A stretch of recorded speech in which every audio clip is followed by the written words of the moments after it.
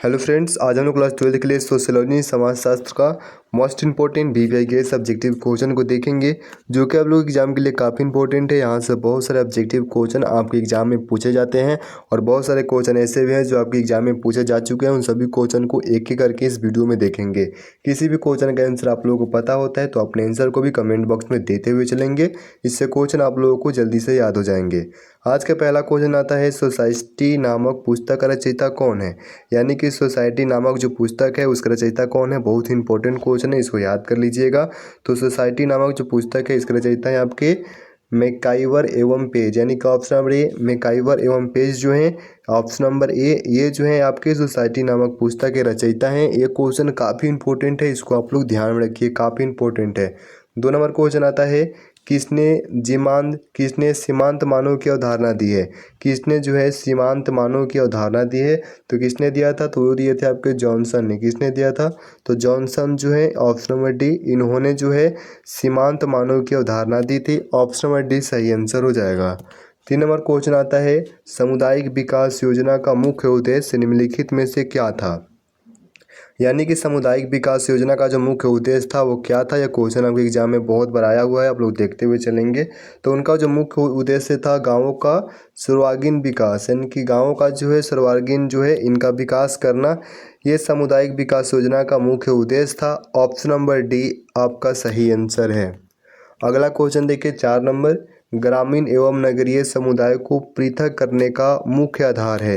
यानी कि ग्रामीण और जो नगरीय समुदाय होती है उनको पृथक करने का जो है मुख्य जो आधार है वो क्या है, तो वो है आपका व्यवसाय की प्रकृति। यानी कि व्यवसाय की जो प्रकृति है, ऑप्शन नंबर सी, ये आपके ग्रामीण और नगरीय समुदाय को पृथक करने का मुख्य आधार है। ये क्वेश्चन आपके एग्जाम में बहुत बार रिपीट किया हुआ है।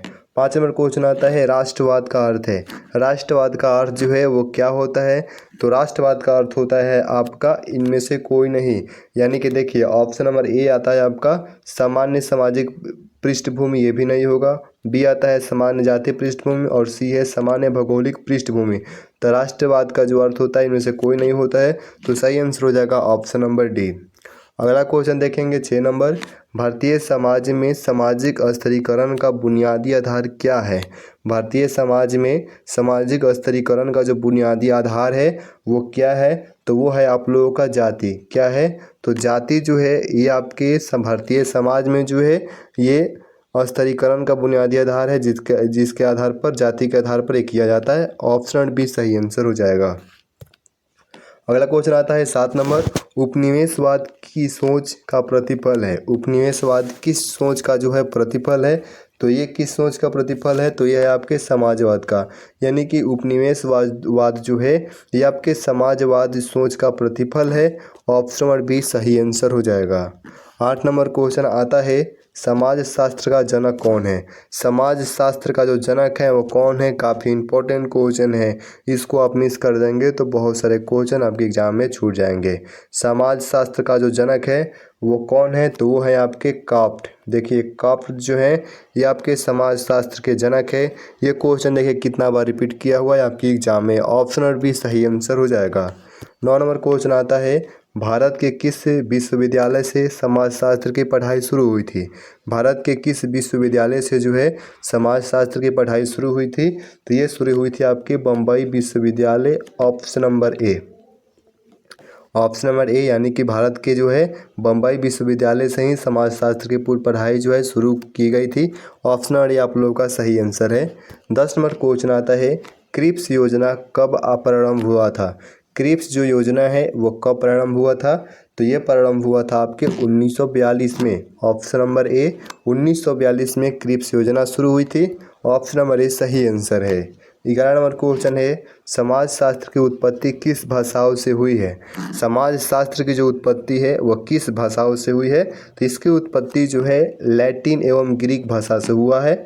Option number B, option number B, यानी कि समाजशास्त्र की जो उत्पत्ति है यह लैटिन और ग्रीक भाषाओं से हुई है।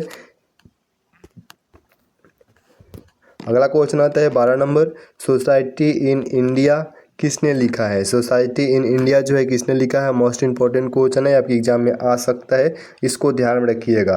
तो सोसाइटी इन इंडिया जो है ये किसने लिखा है, तो ये लिखा है आपके मेंडलबम ने। किसने लिखा है, तो मेंडलबम जो है इन्होंने सोसाइटी इन इंडिया लिखी है। ऑप्शन नंबर ये सही आंसर है। 13 नंबर क्वेश्चन आता है, कौन सी भारतीय समुदाय की सर्वप्रथम विशेषता है।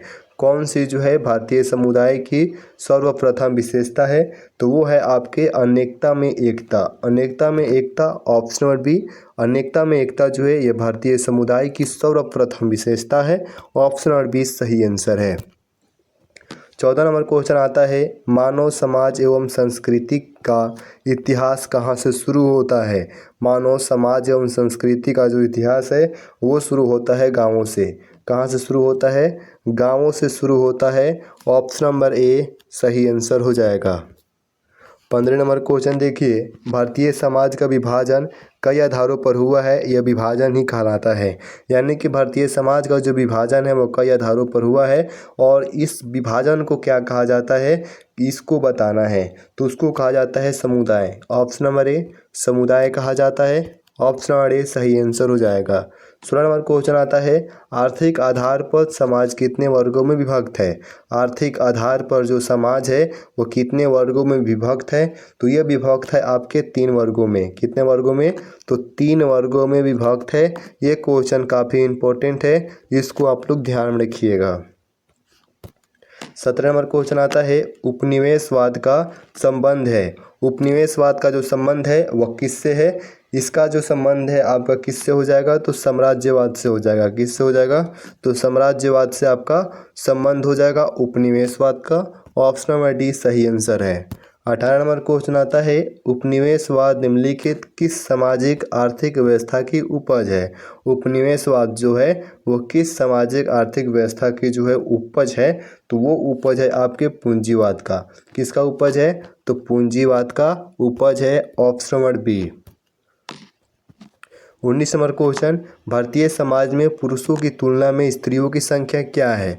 भारतीय समाज में पुरुषों की जो संख्या है वो स्त्रियों की संख्या है। तुलना बताना है कि तुलना क्या है, तो देखिए स्त्रियों की जो संख्या है वो कम है, तो ऑप्शन नंबर बी आप लोगों का सही आंसर हो जाएगा। यानी कि भारतीय समाज में जो पुरुषों की तुलना में जो स्त्रियों की संख्या है वो कम है। ऑप्शन नंबर बी काफ़ी आसान क्वेश्चन है, ये आप लोग कर दे, अच्छी तरीके से याद है, आप लोग कर लेंगे।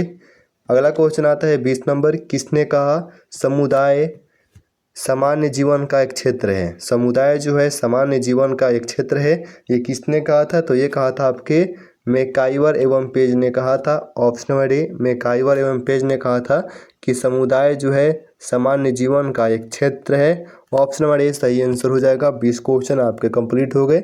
20 में से कितने क्वेश्चन के आंसर आपने सही किए हैं ईमानदारी पूर्वक कमेंट करके बताएंगे। मिलते हैं अगले वीडियो में, धन्यवाद।